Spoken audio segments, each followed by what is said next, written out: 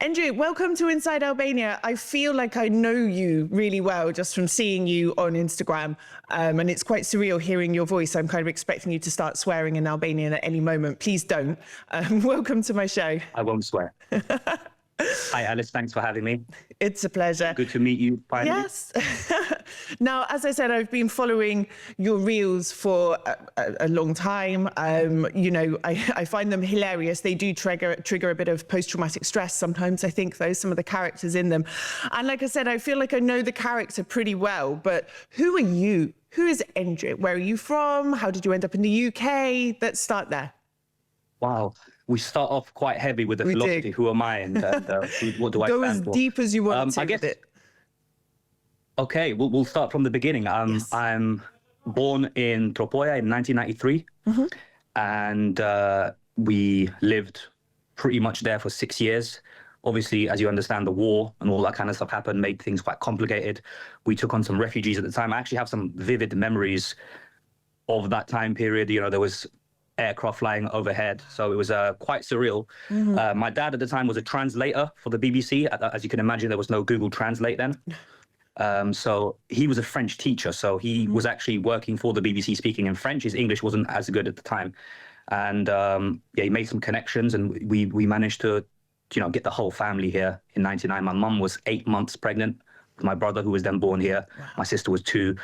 My grandma was there with us. So yeah, it was a massive change, but I think a positive one in the sense that obviously we've had the opportunity to grow up in a place that's a bit more prosperous. You know, the education system is better. I don't know if that's still the case now, to be honest. It's the UK is coming down a bit, but yeah, that's kind of, you know, we came here in '99 and we've been here ever since. And you live in London? I live in Epsom, so that's technically white suburbia, Surrey, so just outside. And how do you, I mean, do you feel British? Do you still feel Albanian? Do you feel connected to your roots in any way? I mean, outside of the character, you know? Obviously, you can tell from the way that I speak English, I'm quite Anglicized, would probably be the way to describe it. But that's just the accent. Obviously, my entire family is here. I feel very much Albanian. If people ask me, where are you from? I say Albania straight away without hesitating. I speak Albanian fluently. It's just in the dialect of what we say, Tropojansh or Malok, whichever one you prefer. I don't take any offense when people call me Malok, because I'm literally from the mountains, which makes me a Malok, whatever. Yes, by definition. Exactly. It's funny you say about the Tropojan dialect. Like, I thought I understood Albanian quite well. Like, a few years ago, the first time I went to Tropoja, I was like, I've got a basic grasp of the language, you know, and I went there and started trying to talk, and then people would speak to me in Tropojan dialect, and I was like, oh, what on earth are you saying? Like, I didn't have a clue. Now, though, I'm a bit better. I can understand. I actually prefer the dialects from the north of Albania, but it's not easy. Do you speak Albanian at home still with your family, or? So I speak, I would say, Albisht, which is like a combination of both English and Albanian, depending on obviously who I'm speaking to. So with my dad, it's like a 60-40 Albanian English mix. Interesting. So he might speak entirely Albanian to me, and I might reply entirely in English to him, and we both obviously understand each other. Whereas obviously with some of my older family members, Nana Mira, rest in peace, she passed a few years ago. She didn't learn English. Obviously, she was old when we came here, so I had to speak Albanian with her. So she's kind of the main reason I still speak Albanian. But I spoke it like quite fluently to a level where a lot of, you know, some of my peers or people who are younger who are born here, just they kind of understand, but they don't speak as well. Yeah, I meet a lot of people that come back to Albania from the diaspora for holidays and things, and like their kids, for example, don't speak any Albanian. But it's quite funny. My daughter, we speak English at home, but you called it Albish. I quite like this because we speak, I mean, I try and speak to her in just English, but there are some words that we just say in Albanian, like kopshti. I forget the word kindergarten or preschool or whatever. Kastravets, I always forget the word cucumber, you know? So we speak this kind of weird dialect as well. Kastravets is a beautiful word. It's one of my favorites. It just flows off the tongue really nice. It really is. Now, what was your inspiration for your character, the angry Albanian? You know, where did this come from? Is this a reflection of like a part of your character, or is it people around you? Is it a caricature? Like, how did this come about? It's definitely a caricature. Obviously, I take inspiration from, you know, like cousins and uncles and all that kind of stuff, but it's always to the extreme. It's never really someone that it's not a person that I'm playing. But if I'm perfectly honest, this is kind of been a natural progression of sort of my sense of humor. So I grew up on early days, it was like Jim Carrey and quite slapstick and that kind of stuff. And as I got a little bit older, and I say a little bit older, like we're talking now, 14, 15, 16, I was really into the Ali G show. And the character of Borat especially, and that really got me into satire. And I don't know if you've seen it was one of my videos. Other people have posted it as well, so I won't take credit for it. But the character of Borat was originally Albanian, Christo the Albanian reporter. And supposedly, I don't know if this is true, but Sacha Baron Cohen was threatened by Albanians sometime in '98. Like, hey, you can't mock us this way. So he changed it to a Kazakhstani, somewhere really obscure like Kazakhstan. And then obviously the movie itself was filmed in like a village in Romania. So it was supposed to be Albanian. It was filmed in Romania, and he was Kazakhstani. So it was a mix of just general Eastern Europe, Southern Europe, whatever it is. I didn't know that maybe he'd been threatened. Well, I don't know if it's true, but it's just what I've heard, and you can't discount it. Doesn't sound that unlikely, does it? Yeah. But like, do you get any negative comments from people about what you're doing? Because like you said, they go to the extreme. Some of they're hilarious, but they do pick on quite negative traits, particularly among men. Well, just men, because that's the character you play. But like, do you get people saying negative things? Do you have threats? Do you have any really bad, like, have you had problems because of the character you play? Internet warriors are going to threaten you all of the time. It's just you kind of just have to ignore it. But I think it takes a certain like level of, I was going to say intellect, maybe that sounds too pompous. But yeah, like if you don't have the type of sense of humor that I have, and lots of people have a dark sense of humor, it's not saying it's unique to me or anything. Like I said, I've had in my inspirations as well. If you don't like or understand satire, you're not going to understand the character that I'm playing. People think that I've had tons of mostly Albanian men saying, you're making us look bad, you're putting us in a bad light, no one's going to want to date us because of this, you just want to date us and all this kind of stuff. It's like, well, that's not actually the case. What I'm doing is I'm mocking these guys. I'm mocking the guys and these guys are the bad guys at the end of the day. Like we have, the majority of Albanian men aren't like that. And I think most sane people understand that the majority aren't like that. But it's the minority that you have to make fun of. Yes. And that's it's not like it's not like I'm punching down, not picking on an ethnic minority. I suppose we are in a way in the UK. But it's, if you can't make fun of the bad guys, like what exactly is humor here? Like, what are we supposed to do? So if it's not for you, that's fine. But I guess, you're making us look bad. It's like, it's not me. I've got a degree. I pay my taxes. I'm not, all of my siblings have gone to uni. Like I've never been arrested I've never been pulled over. So I don't know if it's me that's making us look bad. I think it's some of the others that are doing it, and I'm trying to be honest to that situation. If I would put money on the people that are contacting you saying, oh, you're making us look bad, are the ones that are doing this kind of thing, or like, they see themselves in your character and they feel personally attacked and victimized, and they're like, oh my God, the secret's going to get out, I would hazard a guess. Perhaps. I get what I don't understand is it's not a secret. It's like people know about this. It's a stereotype, and I'm playing on that. So I get some incredibly stupid comments. Like I use satire as well when in some of my reels, and I did one recently about someone had asked a question: is it safe to arrive at 3 a.m? And I was like, no, because that's when the kushedra comes out. And I had people messaging me like, well, that's not true. I can't believe you're saying that. You're giving Albania a bad reputation. And I'm like, what, you mean the kushedra is not a real creature? Like, are you kidding? Like, people don't understand that I'm obviously joking. If I'm talking about a mythical creature that comes out at 3 a.m. and eats tourists, like, it just goes completely over their head, So I get some really bizarre comments. Some people just don't get it. And the interesting thing is, even when I've done like content that's like, how could you say that this is negative? It was Albanian Independence Day in November last year, and me and some of my friends, we had a massive project. You may have seen some of these videos, but a massive projector, and we went to central London, and we put the Albanian flag on Big Ben. And it wasn't antagonizing anyone. The police were there watching us, and they were fine, but they let us do it for like 40 minutes. So they didn't care. And it was we're very peaceful. We weren't being rambunctious and swearing at anyone. We were literally just there celebrating Albanian Independence Day. And then so I uploaded that. That went, semi-viral. A bunch of people saying, why are you posting fake content? It's AI. What if you're so proud to be Albanian? Why are you in London? Why aren't you in Tirana? All this kind of, it's like, bro, I'm just trying to celebrate Albanian Independence Day. It's so Let me even when live I'm my posting life. positive content, yeah. So it's like the point I'm trying to make is no matter what content you make, there will be someone who dislikes you. They don't like the shape of your nose, whatever it is. They'll put something negative because they've got nothing else to do. Yes. And it's a reflection of how they feel inside usually. Yes. So you don't let it impact you.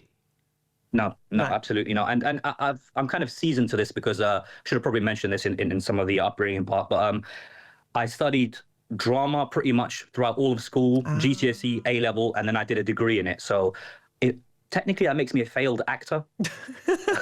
So the theatrical and, getting into character and reading from scripts and just becoming almost a different person entirely, which, I'm not like, as you can see, how I'm talking today, I'm not like the character, the angry Albanian. You haven't sworn once, all for of that example.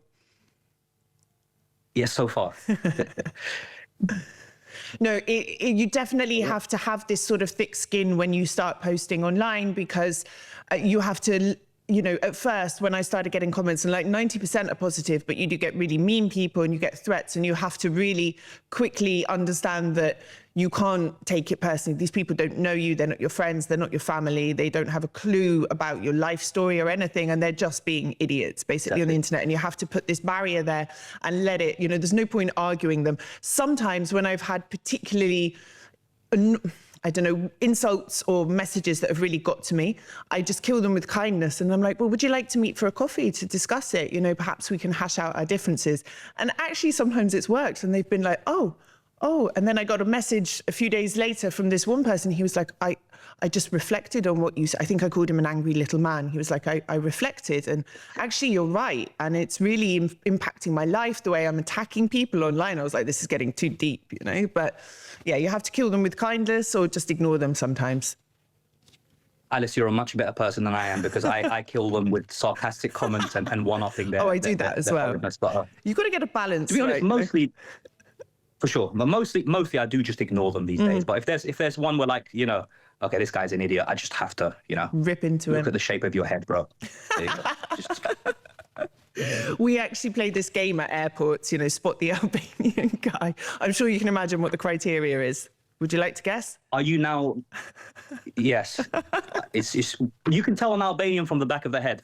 Can you tell that now as well, having lived in? Absolutely, yeah. Actually, Carry on. How long have you been in Albania? 8 years. I don't know your story. Yeah, I've been here for 8 years. I came on holiday for 3 days and I stayed. That was 8 years ago now. I'm now an Albanian citizen as well. I can spot an Albanian guy in an airport, in a street, whatever, normally from the back of the head, but also sometimes the clothing, the certain way of dressing. And I can also facially, and this is not an insult at all, but like people from certain areas of the north of Albania, there's a bone structure, which is quite common, and I can sort of identify that. I can also tell the difference between accents in the north as well. So like Peshkopi and Leisure, for example. So I'm getting it down to quite a fine art. We're generally a bit taller in the north as well. I absolutely lucked out because my dad's 5'5", and I just about scraped below 5'11". So well, I'm 6'2". I got really lucky. So I fit in Tropoja. You're 6'2". Yeah. The last time I went there, I met 2 girls from Tropoja who were taller than me. It was the first time. Well, I don't know what they're feeding people in the. I don't know what they're feeding people, but yeah. Are you like a Swede? Are you No, sure? no. You sound like you're an English aristocrat. Yeah, no, I'm Welsh. Well, half Welsh. I was born in Cornwall. My mum's from Manchester, but no, I'm just a giant. All my family are giants as well. Like all the women are like over 6 foot. Enough. So imagine here, like in Tirana, a lot of the people from the south are quite a lot shorter than me. So, I mean, there was a woman in the supermarket the other day asking me to take stuff off the shelf for her. I'm happy to be of service, so... I wanted to ask as well, so I've been on BBC quite a few times over the last few years arguing with them about the negative sort of stereotypes that have been portrayed and the horrible rhetoric that's been used against Albanians in the UK to do with the migrant crossings and things, and a lot of it coming from the government itself, which honestly made me quite ashamed to be British. And I'm wondering what your experience, particularly like 2002, 2003, early 2004, when there was a lot of hate towards Albanians in British media, like, did that impact you in any way? Did it affect your life in any way? How did you sort of navigate that? You know what? In those sort of times, obviously I was significantly younger. I was, in 2002, I was 9 years old. So it's harder to be sort of... recently, like when they had all the boat crossings. 2002. Sorry. Right, sorry, yeah. The boat crossings, yeah, I mean, all of that is the government has allowed that to happen. Okay, the government are in control of the seas. They could pull people over immediately. So are the French. You know, we're in coalition with the French. It's not like they're some totally foreign entity. You know, they've got trade deals and they've got border deals and they've got all this kind of stuff. If they wanted to stop them, they would do them straight away. I think this has purposely been allowed to happen in order to sort of, I guess, it's an old tactic where you let the lower classes fight amongst each other whilst the rich keep getting away with their tax evasions and their Epstein lists and all this kind of stuff.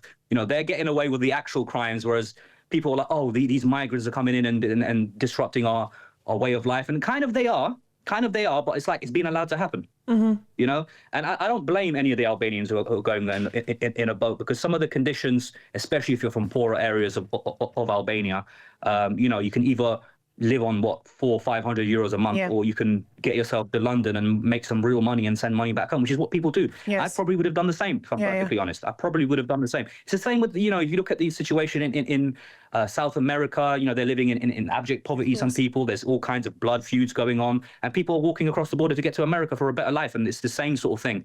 Obviously, it's you know, we're taking a boat and they're walking, but the principle, I would do it if, you know, if I was in their situation, I would probably do the same.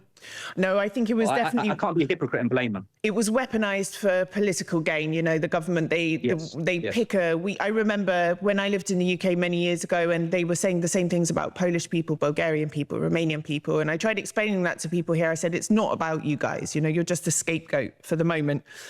Now, there's something else I want to ask you. I found some statistics recently that Albanian men are more likely to cheat. 60% have cheated, 63% say it's normal, and 70% said that if they cheat, their wife should tolerate it. Meanwhile, the EU average is 43%. What say you?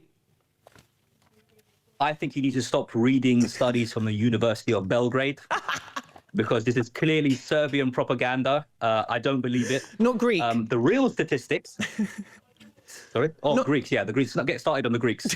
But the stats, the real stats that, not like, if you want a real answer, the real stats that I've looked at, the cheating rates, it's men and women in modern day, it's 18% for women and 28% for men. So women are actually closing the gap. There's a wage gap, but now there's a cheating gap and they're closing that as well. Woo, equality. But, what I'm trying to get at that is that it's the minority of all people. The majority of men don't cheat, Albanian, Serbian, Greek, or otherwise. The majority of men don't cheat simply because they don't have the opportunity to cheat. The average man is almost invisible to the average woman, to be honest. So in order for you to cheat, you need to have options to cheat with, you know, and an average man, especially an average man who's, you know, in his 18 to 25 sort of age, early 20s, you're kind of invisible to most women of that similar age. It's only until you start getting into your 30s and 40s when you've accrued some wealth and some status and you know, you just look better than a child, I suppose, where you start getting some opportunities. And yeah, so the average man, especially the average young man, just isn't cheating because they don't have one girl to cheat on, if we're being perfectly honest. And then what also happens is there's a study where they found out a thing called the wedding ring effect, where essentially single women are actually more attracted to married men than they are to single men.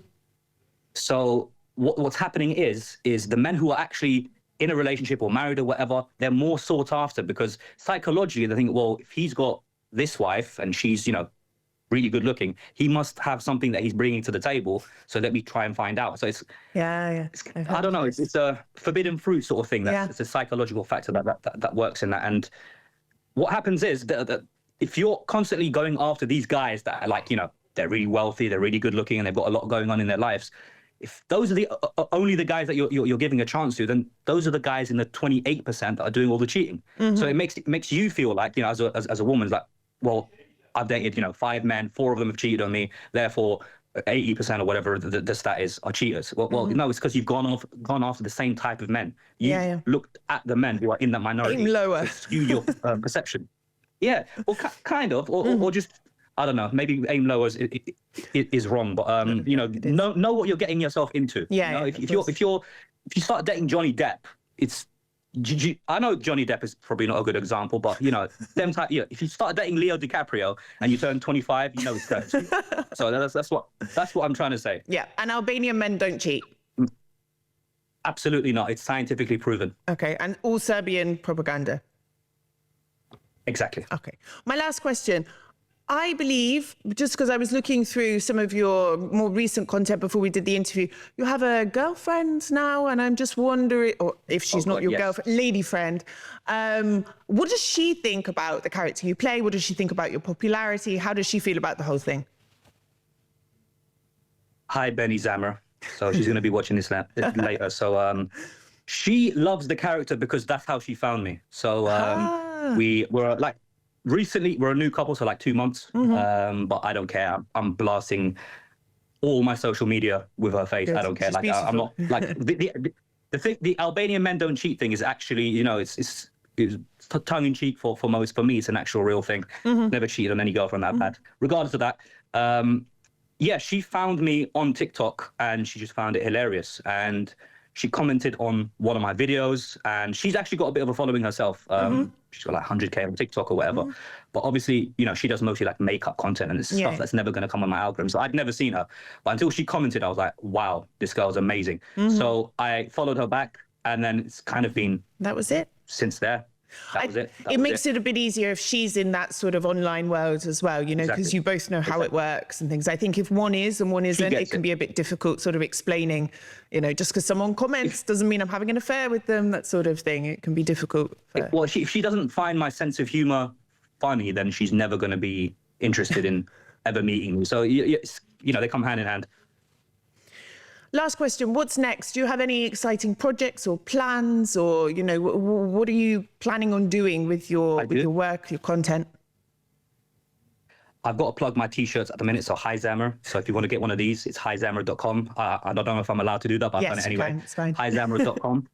I'm also working on a project with another one of my close friends where what we want to do is connect the Albanian community and that diaspora wherever you are in London, if you're in Germany, if you're in Italy. We're working on an app that lets you find Albanian businesses immediately. So that's going to be launching later on this year. The working title right now is Albiz. And it's essentially like an overlay over Google Maps, and it will show you if you want to get a coffee that's Albanian owned, a mechanic that's Albanian owned.